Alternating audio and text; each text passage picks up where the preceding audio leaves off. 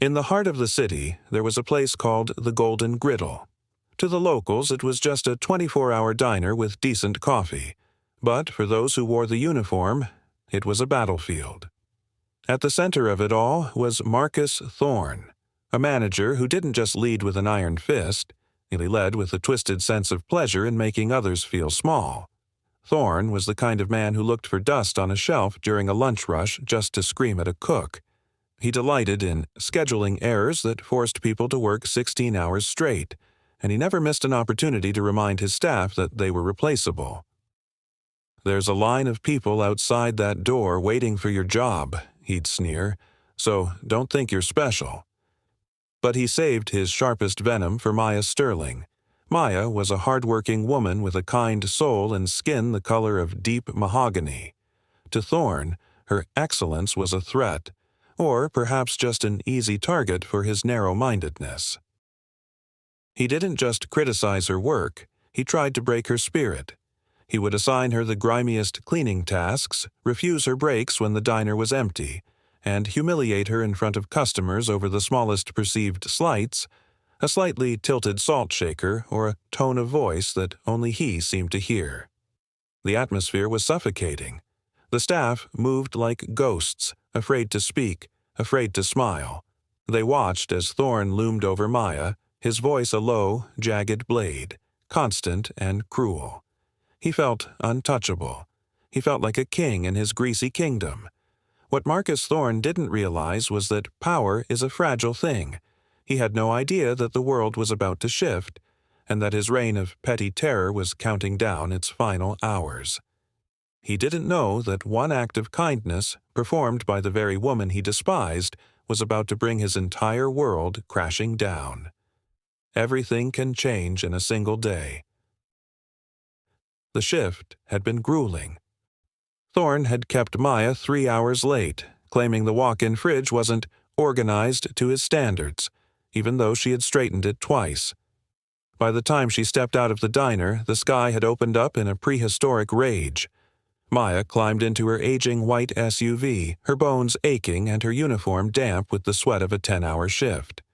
The rain lashed against the windshield, the wipers struggling to keep up with the sheets of water. The road home was a winding, poorly lit stretch of highway flanked by heavy woods. She was exhausted. Her mind was a fog of Thorne's insults and the looming worry of rent. All she wanted was to crawl into bed and forget the day existed. But then, through the blurred rhythm of the wipers, she saw it. A flash of hazard lights. A sleek, black luxury sedan sat crippled on the shoulder. Its hood was up, and steam hissed as the rain hit the overheated engine. Standing beside it was an elderly man, his silver hair plastered to his forehead.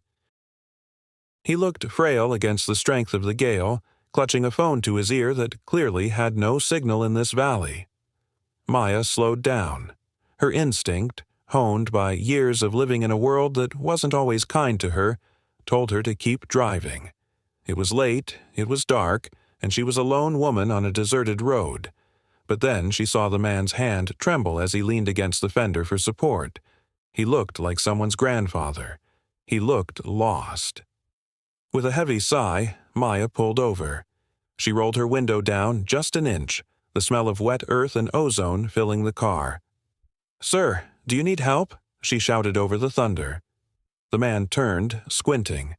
He looked exhausted, his expensive suit ruined by the downpour. "My engine. It just gave out," he called back, his voice shaky. "I've tried calling a tow, but there's no service. I think I missed my turn miles ago." Maya didn't hesitate. She unlocked the door. "Get in." "You're going to catch pneumonia out there." The man hesitated for a second, looking at this stranger in a waitress uniform, before nodding and sliding into the passenger seat. He was shivering violently. Maya turned the heater to its maximum setting, the old vents groaning as they pushed out lukewarm air.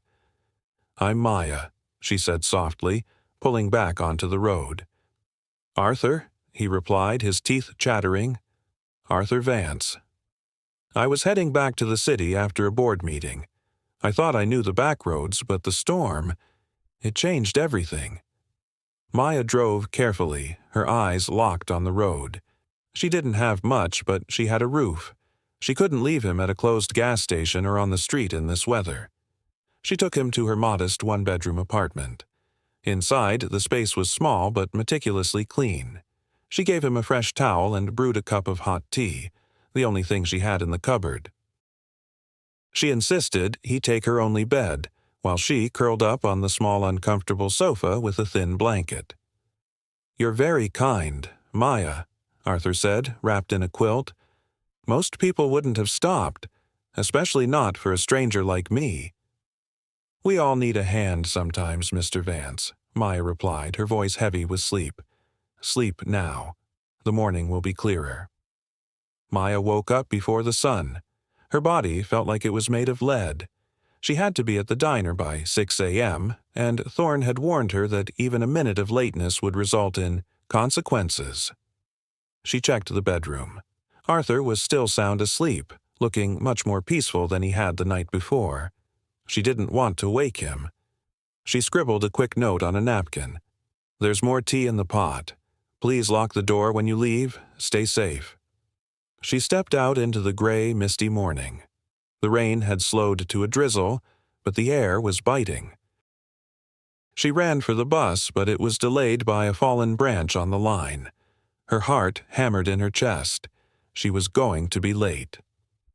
When she finally burst through the doors of the Golden Griddle at 6:10 a.m., the silence in the diner was deafening. Every employee was standing perfectly still. Marcus Thorne was leaning against the counter, his arms crossed, a predatory smile on his face. He looked at his gold watch, then up at Maya, whose hair was a mess and whose breath was coming in ragged gasps. 10 minutes, Sterling," Thorne said, his voice loud enough to carry to every booth. 10 minutes of my time you've stolen. 10 minutes of disrespect to this establishment." "Mr. Thorne, please," Maya pleaded, her voice trembling. "There was a storm. I helped an elderly man whose car broke down, and the bus—" "I don't care about your fairy tales or your charity work," Thorne barked, slamming his hand on the counter. The sound made the customers jump. "I care about punctuality. I care about someone who actually values their job. Clearly, you don't." He stepped closer, his eyes narrow and full of hate. "You're done, Maya. Hand over the apron. Now. In front of everyone so they can see what happens when you think you're above the rules." Maya felt the tears stinging her eyes. 4 years. She had given this place 4 years of her life, endured his abuse, worked through sickness, and it was ending like this. Over 10 minutes. She slowly untied her apron and laid it on the counter. Thorne smirked, looking toward the door as a black sedan pulled into the parking lot. "Good," he muttered. "The owner's here. He's about to see how I've cleaned up the trash." Maya turned to leave, her heart shattered. She didn't see the man stepping out of the black sedan. She didn't see the look of recognition on his face. She only knew that she had lost everything because she chose to be human. But as the bell above the door jingled, the story wasn't ending. It was just beginning. By midday, the golden sun had finally pierced through the retreating storm clouds, casting long, bright streaks across the floor of the diner. The scent of fresh blueberry pie and rich espresso hung heavy in the air, creating an atmosphere of warmth that masked the tension simmering beneath the surface. Marcus Thorne was in a frenzy of nervous energy, obsessively straightening the sugar caddies and polishing the chrome counter until it gleamed like a mirror. He was a man possessed by his own reflection, terrified of the judgment he knew was coming. The rest of the staff moved in hushed flickers, their eyes darting toward the door. For years, the owner of the franchise had been a ghost, a name on a paycheck, a legend whispered about in the break room. But today, the legend was arriving in the flesh. The clock on the wall ticked with agonizing precision. At exactly 12:30, the bell chime echoed through the room. The door swung open, and a hush fell over the patrons as if a conductor had signaled for silence. A man stepped inside with a presence that demanded immediate, instinctive respect. He was tall and carried himself with the quiet confidence of someone who had built empires from nothing. His dark, tailored wool coat was dry now, and his silver hair was combed back perfectly. This was Arthur Vance, though to everyone in this room, he was simply the master of their fates.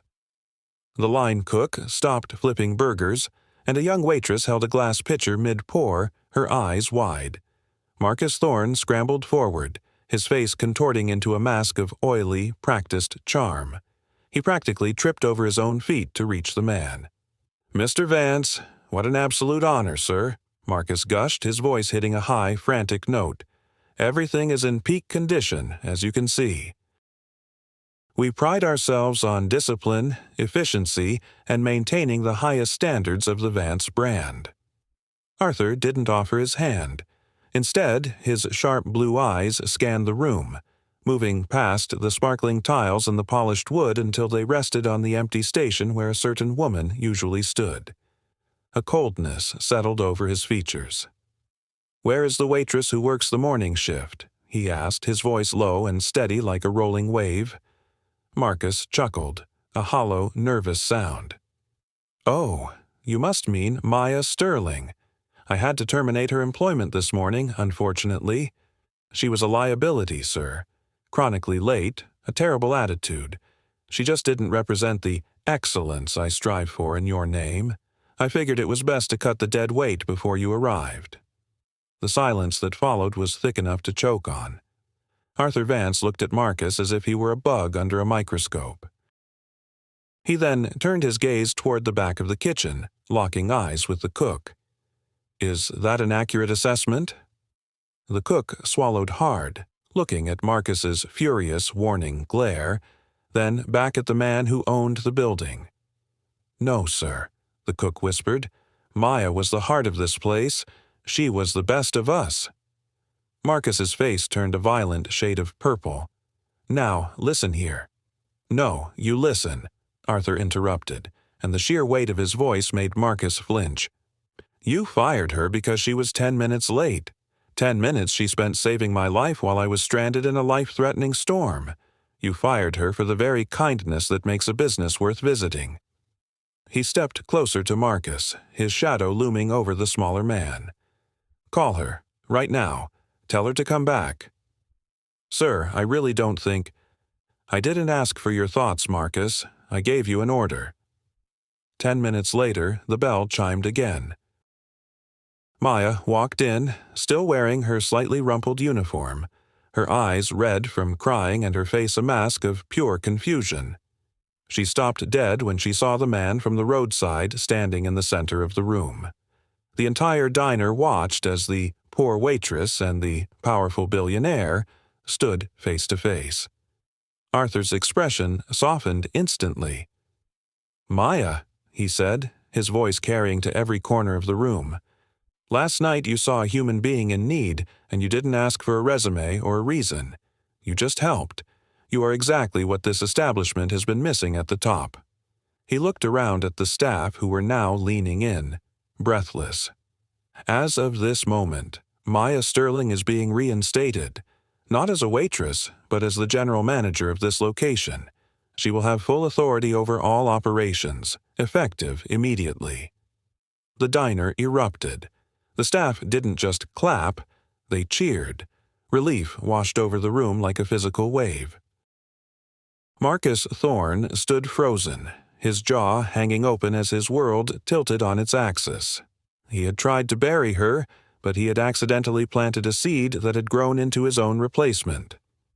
"You wanted to show me how you run things, Marcus," Arthur said, a faint, dangerous smile playing on his lips.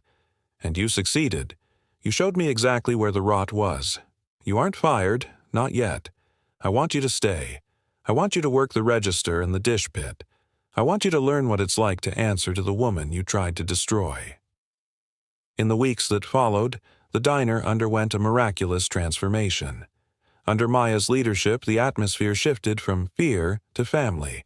Customers stayed longer, laughed louder, and the tips reached record highs.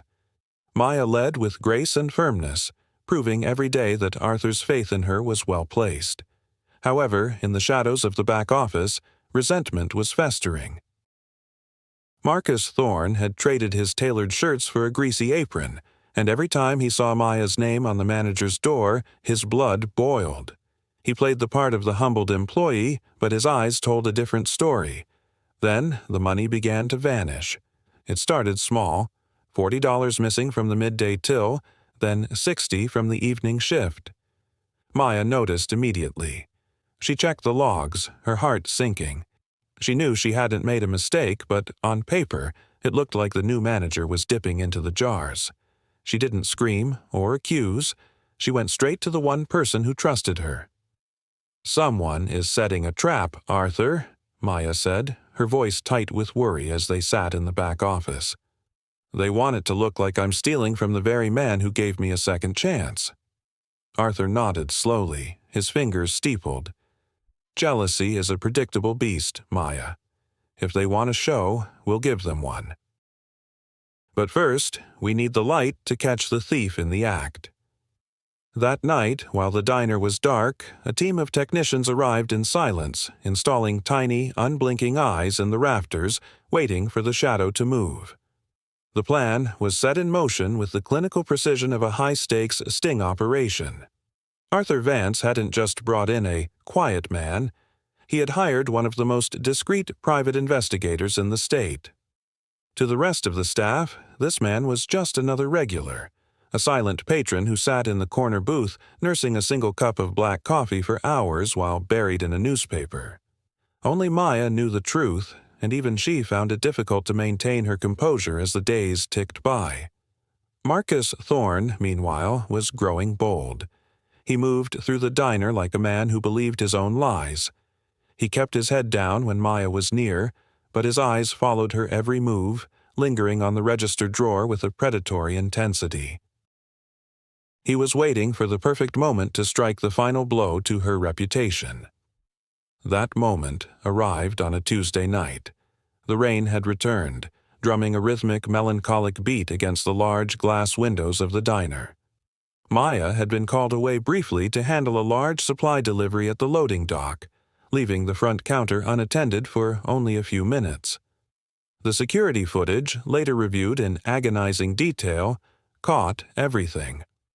Marcus waited until the coast was clear, his shadow stretching long across the checkered floor. He approached Maya's station, his movements hurried but practiced. He popped the drawer, pulled out a thick stack of $20 bills, and tucked them into his waistband. Then, with a chilling, triumphant smirk, he pulled a pre-written, falsified ledger slip from his pocket and swapped it for the real one. He leaned in close to the counter, whispering to the empty air, "Let's see you explain this one to your billionaire friend, Maya. You're going back to the gutter where you belong." The next morning, the air in the diner was thick with anticipation. Arthur Vance arrived early, but he didn't go to his usual booth. He stood by the main counter and called for an immediate staff meeting. The cooks, the servers, and a very smug-looking Marcus Thorne gathered around. "There has been a recurring discrepancy in our accounts," Arthur began, his voice like cracking ice. "A theft of trust. I gave someone here a chance to redeem themselves, and they chose to double down on their malice." The investigator stepped forward, placing a sleek laptop on the counter.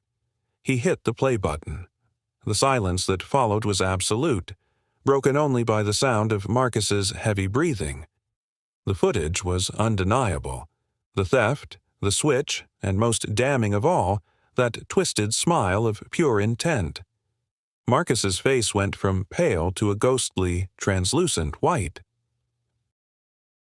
"That's a fake. It's AI. She set me up," he screamed, pointing a trembling finger at Maya.